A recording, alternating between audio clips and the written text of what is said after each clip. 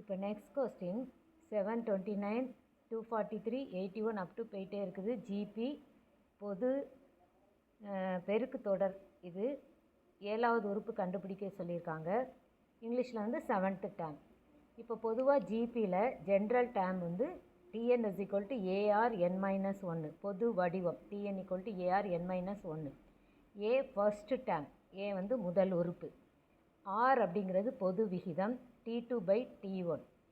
R general difference, அப்போ T2/T1 is equal to T2 வந்து 243/T1 வந்து 729.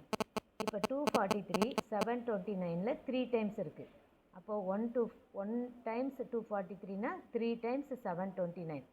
தெரிஞ்சால் இப்படி உடனே போட்டுடலாம். இல்லை இதுக்கு தனியாக 3 டேபிள் யூஸ் பண்ணி கட் பண்ணி வெரி ஸ்மாலஸ்ட் ஃபார்முக்கு கொண்டு வந்தோம்னா நமக்கு கிடைக்கிற ஆன்சர் வந்து 1/3.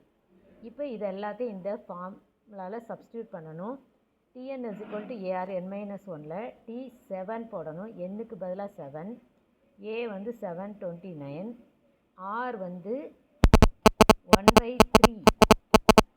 n-1னா 7 தானே எண்ணு, அப்போ n-1னா 1 சப்ட்ராக்ட் பண்ணணும். அப்போ 7ல் 1 போயிட்டுனா 6. இப்போ இந்த 729/3 வந்து 6 டைம்ஸ் எழுதணும். 3 6 டைம்ஸ் விரித்து எழுதணும். இப்போ நம்ம ஒன்றா கட் பண்ணி பார்த்தோம் அப்படின்னா லாஸ்ட்டில் வந்து இது எல்லாத்தையும் மல்டிப்ளை பண்ணாலே 729 வரும். அப்போ மேலே இதையும் டிவைட் பண்ணுறப்ப என்ன கிடச்சிரும், நமக்கு ஆன்சர் 1 கிடச்சிரும். வேணால் செஞ்சு பார்த்துக்கலாம். எப்படி அப்படின்னா